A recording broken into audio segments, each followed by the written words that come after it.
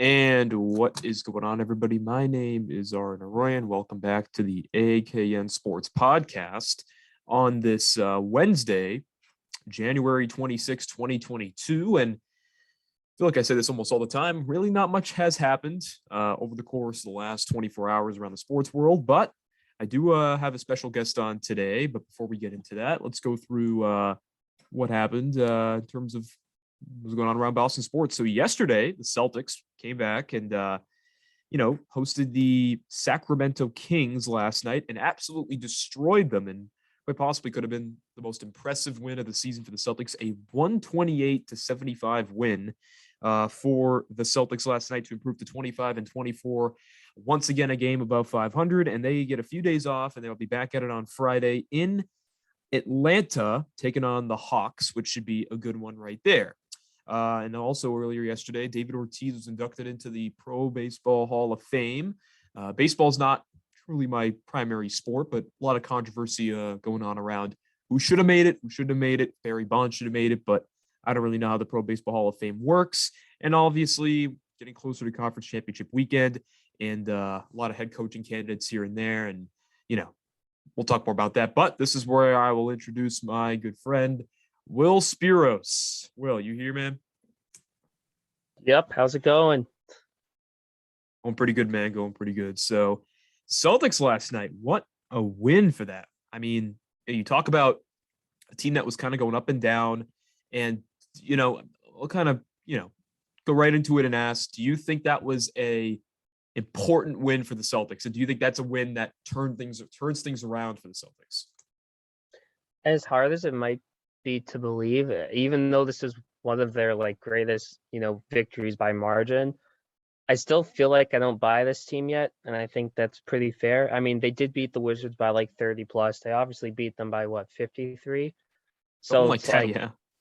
Yeah. So I mean, watching the game, I did watch parts of it. And I saw that the way they were actually passing the ball and they actually were doing what good teams do, use each other, while the Kings were just completely lost. They didn't have their best player, and they were missing so many easy layups and shots. So it's just kind of yeah, they won by that much, which is, no matter what, it's still impressive. But it's just one of those things where it's you're playing a team that not only sucks but is also missing what their good players. So True.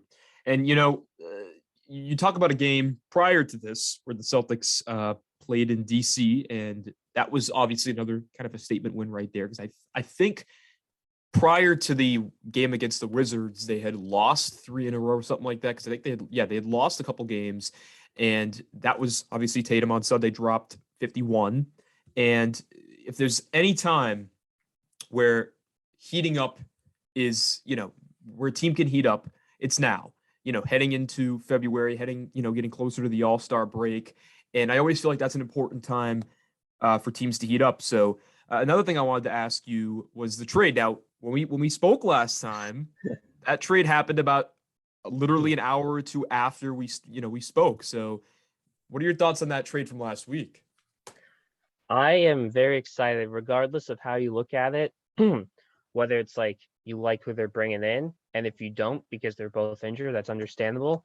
It is a salary dump, and it's 2 players who are potentially not going to even be here next year. So it's I mean, I'm excited. I wanted us to draft Bowl.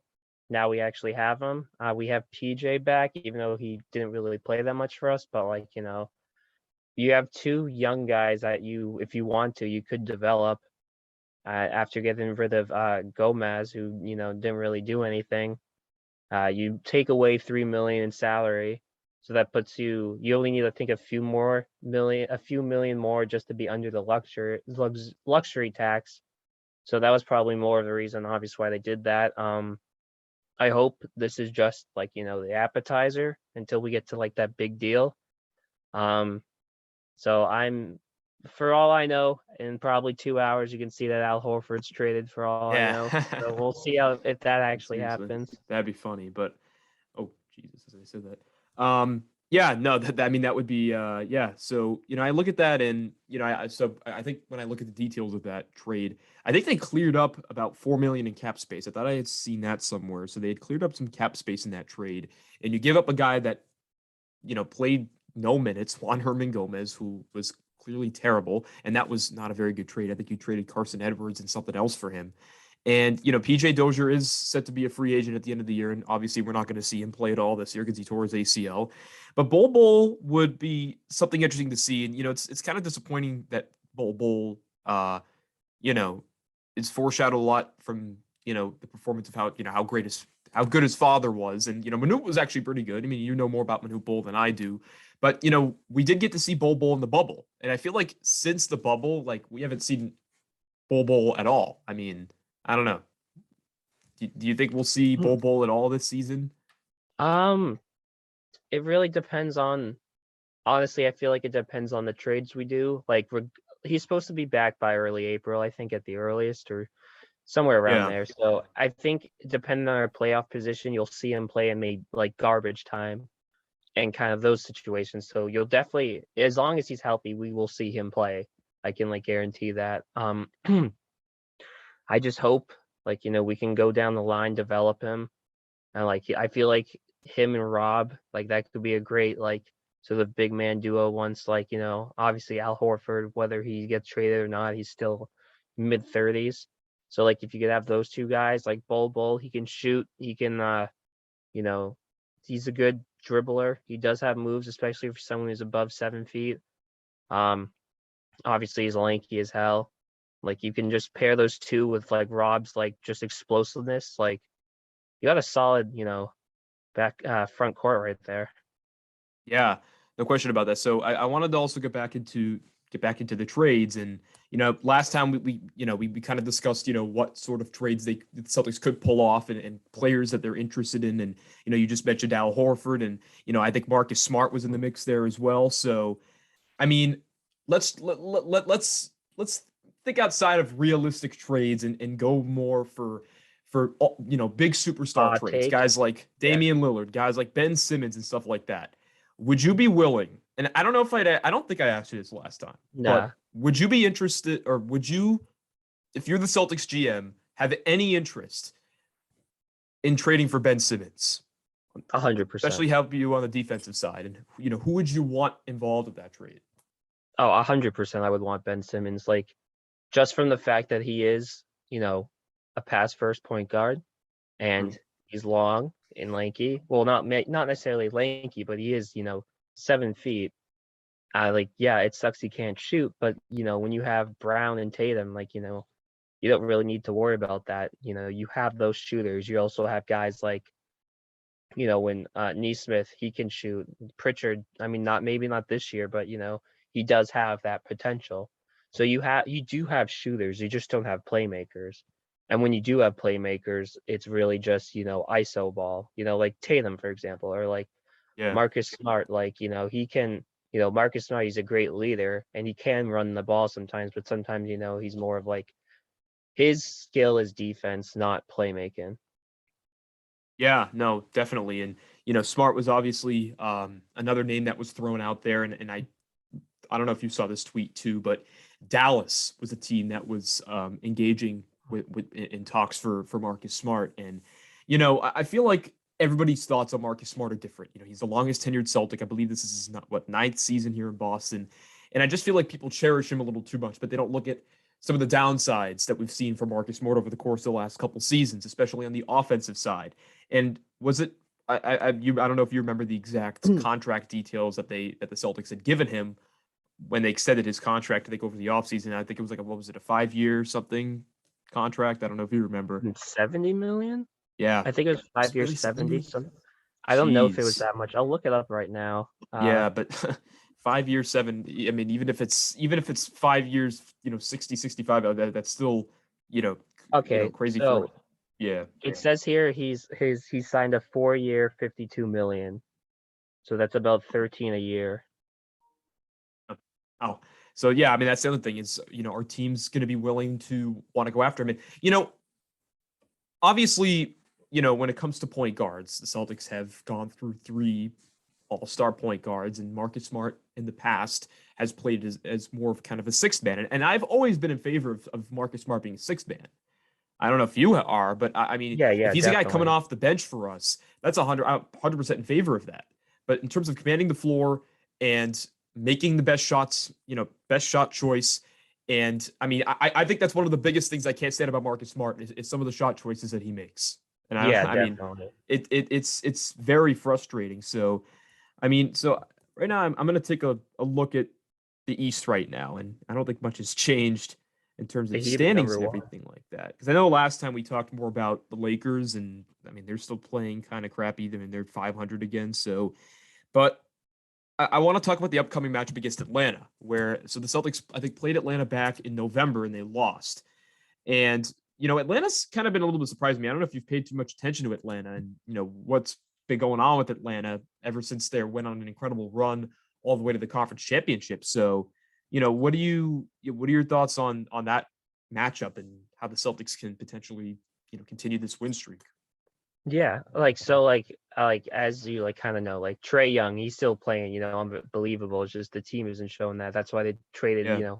Cam Reddish, and like they did like Oh, I forgot those about sort of, that. Yeah, to the Knicks. Yeah. yeah, to the Knicks. I didn't even realize that until I just saw it. Like, well, I saw it like obviously when it happened, but it was surprising. But like the Hawks are kind of in what the Celtics situation was like. Well, sort of like how the Celtics went to the conference finals in 2020. That was the Hawks, Yeah. last That's a year, the great 2020. comparison. So, but now they're kind of in that, they're actually doing worse than us. So it's kind of like, the classic Hawks, Yeah. at least as of late. But it's just kind of like, you still have to take them seriously. I think that kind of is a given. Is the Yeah. game in Boston or is it Atlanta?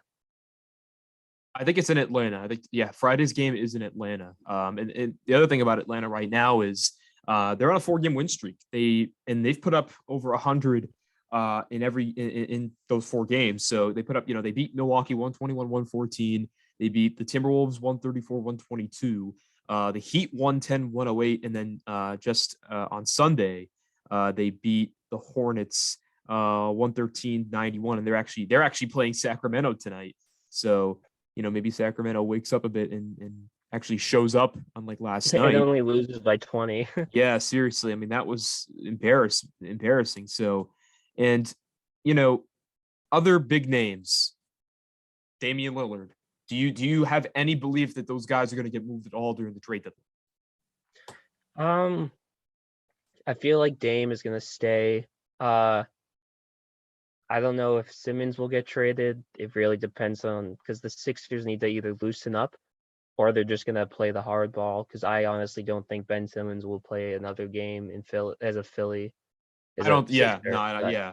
I think it's so similar to like a guy like Deshaun Watson. I know their whole situation's different. I don't know if you know much about the Deshaun. You kind of know about the Deshaun Watson incident, but I think both are very similar in that. But I think the that there's difference no is, controversy with yeah, Simmons. that too. But also the fact that Philly's actually not a bad team and the Texans are Yeah, garbage. yeah, yeah. But yeah, no, I don't see Ben Simmons playing another game there, and it's crazy because I mean, obviously Ben Simmons was kind of a meme in the playoffs last year, but you look at how Joel Embiid has played, and Joel Embiid I think has averaged over 30 or something in the last few games. He's been ridiculous for Philly, and you can only imagine if Ben Simmons were out there, Philly would probably be competing for a top 5, top 3 seed in the East right now because the East, like I'm looking at the East right now, and the East is just so up and down. I mean, we've seen Chicago and like honestly, which team do you think has a legit shot of showing up out of the East? I mean, Brooklyn's with the 3 seed, but do you have a lot of confidence in Brooklyn? I mean, which team do you have the most confidence in the Eastern Conference? Um, Honestly, if the Bulls weren't injured, the problem is they got all these massive injuries, which is really unfortunate. But like, Yeah. I think the Nets, after hearing that James Harden's fed up with Kyrie's part time, I don't see them going far. I think it's really gonna be maybe the Heat, Bucks. I honestly feel like I know you might think like this is a joke, but the Cavs, I feel like they're a team to definitely Honestly, watch. they're another team that has shocked me this year. Because Mobley's having a great rookie season. Evan Mobley, right? Yeah, And yeah, no, they've shocked me. I mean, and I don't know if they've stayed relatively healthy because didn't they lost Ricky Rubio, I think, right? They But lost they Ricky got Rubio. Rondo. So they And they got Rondo. another, I haven't even seen Rondo in a game in a Cavs uniform. Still weird to even think about that. Jesus. Rondo in a Cavs uniform. Wow, that's weird. That is weird to think about. But I mean, I think the Celtics should be able to get it done tomorrow. But I also, I look at the fact that Atlanta's played relatively well the last few games. But, I think since the last time we spoke, the Celtics have done a decent job. But I look back at that Portland game, and obviously this was after we spoke, but I thought that was a game where, you really had to. Part of it goes on Ime, and I know last time we spoke, a lot about Ime, but what do you expect from the Celtics team to do? Like, what does the Celtics team have to do to be in a conversation with some of those? I don't want to say top tier teams, but have any sort of relevance in the later point of the season. What do they have to do? Because I think both of us can sit here and tell each other they're not going to make a big trade, right? It's going to be kind of like an Evan Fournier trade again. I can't think of a player right now, but barring what you think will happen, like tell me what you expect the season. So maybe in the second for like what you were saying about what they have to do to improve, I think it's really just, you have to make sure that you have to put Tatum in his place. Yes, he's probably the best player on the Celtics. He's probably the best player on the Celtics since maybe even Pierce, who's been consistent.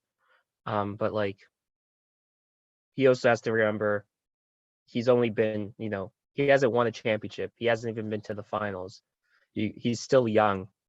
So I feel like once he realizes that, in the sense of he doesn't have to have all this pressure on him. You still have guys like Brown and you still also have your rookies. So if you can just have them, develop, and you gotta that's why you really need a playmaker. It's really frustrating not having a playmaker on this team. Yesterday they got lucky, but because they played against a weak ass Sacramento team. But you can win with, I think, Brown and Tatum. It's just you need that extra person, whether it's Ben Simmons or even maybe Dame. I don't know. I don't think we should get another 6'1" point guard who's injury prone. Yeah. The last time we had a point guard that helped us win was Rondo, and he was an all-star a few times. Yes, he was. Still playing pretty well now too. Yeah, exactly. He's actually, I just checked the stats. The Cavs games have started. He's played 2 minutes, but he's at least playing. He still has that veteran leadership for a young Cavs team. Him and Kevin Love have that. They're both champions. They both know how to win. So you have that. Well, at least from going to the Cavs perspective, but back to us, although Al Horford obviously hasn't won anything, he still is a great locker room guy, from what it seems. It just stinks we can't have him a cheaper contract, because I would love to have him on the team, but he's such a great salary dumper, to easily get Simmons or whatever. So at least you could do a bunch of picks him, for either Simmons or that John Wall trade. Yeah. That trade was Jay Sean Tate, John Wall, the Bucks first round pick for Al Horford, Richardson, and Romeo Langford. I would love if that trade happened, because John Wall he's healthy. They just don't want to play him until they play him. Yeah. And then you have a young guy in Tate, and then also a first round pick. I think it's for this year. It's a Bucks pick, but that's still the Bucks are the 4 seed right now. That could be a good low 20s pick, and that's where they've been consistently drafted anyway. So although it's a weird thing to say, they have that experience with that, but I don't know if that's a trade that would actually happen. I feel from the Rockets perspective, you do at least get rid of that contract and you get a young guy with Romeo, but they probably would ask for a bit more than just that. Yeah, no, John Wall, I was another guy that was kind of was a guy that I was thinking of. And I mean, is he old? Because I know he was, what was he drafted back in 2010, if I'm not mistaken. I think he was drafted back in 2010, but I don't know if he's old or not. Because I always thought he was like in his 30s, but I don't think he's in his 30s. There's no way he's in his 30s. But he is 31. 31. So yeah, I mean, you do have some age there, and he hasn't played this year, but I mean, barring the guys that you threw into that trade, what was it? Richardson, Horford, and Smart, Romeo. you said, and Romeo. Langford. Sorry, Romeo. For a pretty effective veteran player that, I mean, obviously, it's tough to look at what he did last year, barring the injury and who was surrounding him. That's honestly not a bad trade, but we already saw one interesting trade from Brad, and I don't know, man, but hopefully the Celtics can get it done on Friday and keep this going. Do you have any questions for me? What's your thoughts on the Baseball Hall of Fame? Yeah, I mean, listen, I got to get more into baseball, but I'll tell you what. So wait, actually, I guess counter question: how does the Baseball Hall of Fame work? Because is it just one person that's indicted, or is it like no? So it's just been like that the last few years because the fucking writers are fucking stupid. It's how it works is you vote for, I think, as many players as it might be a limit of like 5 or 6. So who else got in? Just Ortiz. That's so stupid. How it works is there's like, I don't know, there's like 2 groups of writers. It's like current ones, and then it says either historical or classical. I don't know, something like that. I think it's 2 groups. You vote for X amount of players, and then whatever players get 75% of the vote get in. So this year only Ortiz did with 77. The year before, no one got in. And then before that, I forget who it was, but it was more than one player.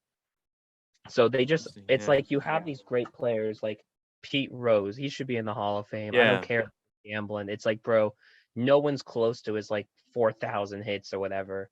Like Barry Bonds. Yeah. He had 7 MVPs. Like I saw someone that he technically had 2 Hall of Fame careers, like one with Pittsburgh and one with, the Giants. It's kind of like Brady. Like you could divide Brady's career in half, and both of them would be Hall of Fame. You could honestly divide his career into thirds or fourths, and it would probably be Hall of Fame career. So it's like it's just you have some player like Bonds, Clemens, Schilling. Schilling, yeah. Well, I mean, or McGuire. Yeah, like you have all these great players just because they played in the steroid era, and they did use it. Steroid era, yeah. That's what I was gonna say, because I knew Barry. I mean, even Ortiz was on steroids as well, but Barry Bonds was on, especially towards the end of his career, was on a lot of steroids, and you could literally tell in his physique too. So, yeah, I mean, still kind of learning how the whole Baseball Hall of Fame works and stuff like that. But knowing that those guys aren't in the Hall of Fame, especially A-Rod. A-Rod, I'm so mad about that. A-Rod's favorite player of all time. He got snubbed. He only got 38%, but like, still. I mean, you're not talking about guys from like 40, 50. You're talking about guys from like the late 90s, 2000s. I mean, this was A-Rod's first year on the ballot. This was Ortiz's first year as well. So that's why it's like, Oh yeah, no, yeah. That's still dumb how it was just one. It's just one player. Wow, that's terrible.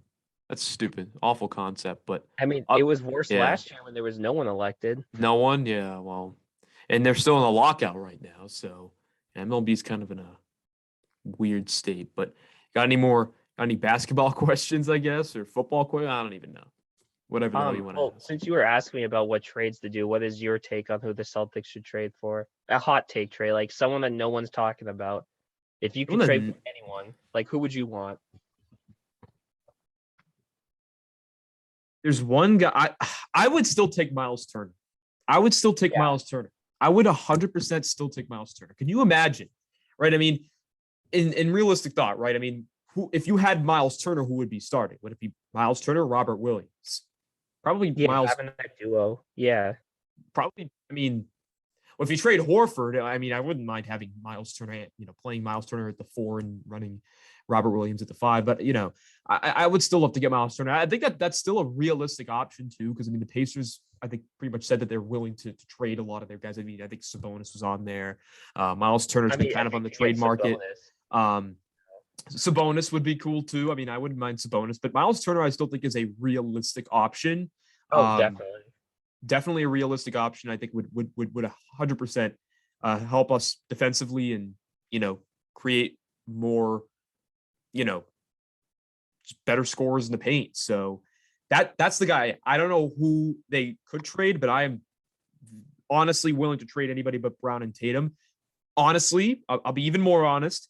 I wouldn't even mind trading Brown if it's truly if it's a worthy enough trade, if it's worthy enough. Now, I'm not saying trade Brown for Miles. I'm not saying throw Brown in there for Miles Turner, because if we're trading Jaylen Brown for Miles Turner, we better be getting, Turner, a high draft pick, and maybe Sabonis.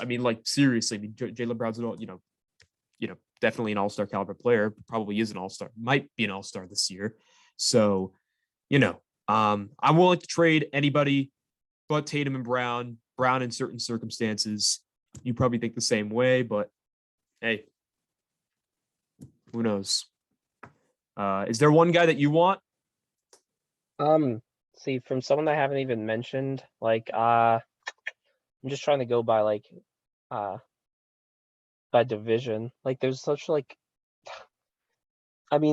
Sabonis, honestly, you kind of, have that big, you can shoot. Actually, I just looked, Miles Turner shooting 33% from the 3, 50% from the from field goal percentage in general. Wow. Just trying to think who. It sucks. I wanted to get Vucevic at the trade deadline, but he obviously that's another guy, man. That pissed me off. I remember Aaron Gordon was another guy that was up there, and then he ended up going to freaking Denver, and we ended up getting Fournier. But I'm pretty sure we were convinced Aaron Gordon was going to be a Celtic last year, and that didn't end up happening. I'm still not really the biggest Aaron Gordon fan, but and I'm not even sure how good he's doing in Denver right now, but Nikola Vucevic would have been great. Maybe, honestly, I feel like since the Pelicans kind of suck, try to get Valanciunas. Yeah. Trade him. Trade for him and get a bunch of draft, give them draft picks and whatever, because they're obviously rebuilding.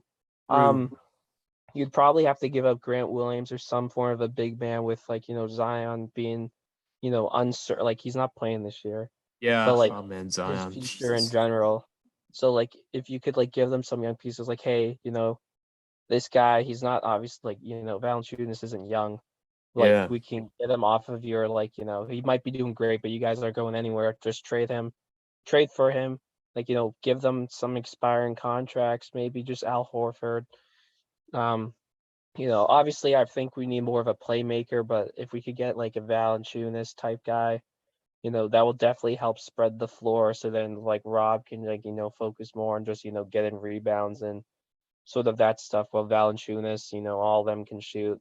So it would just really depend on if they can move the ball around with him as well.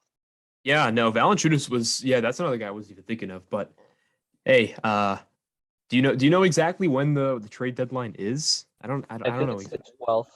Oh, so we got a couple weeks. It's 2 or 3 weeks it's either away. The 10th. It's whatever the Thursday is. Okay, so it's a couple weeks away. So we'll get more into that as we get through the weeks. But hey, hopefully hopefully the Celtics can pull it off tomorrow. I know the Bruins got a big one tonight in Colorado. Best team in the West right now, the Avalanche. I know you're not the biggest hockey guy, but it's a big game right there. So big games this weekend for the NFL, for the conference championships. But any last thoughts? I think Brady will play next year. Hey, it's a good thought. Good prediction. All right, man. Thanks for coming on, man. Yeah, thank you. See you next week, man. Mm-hmm.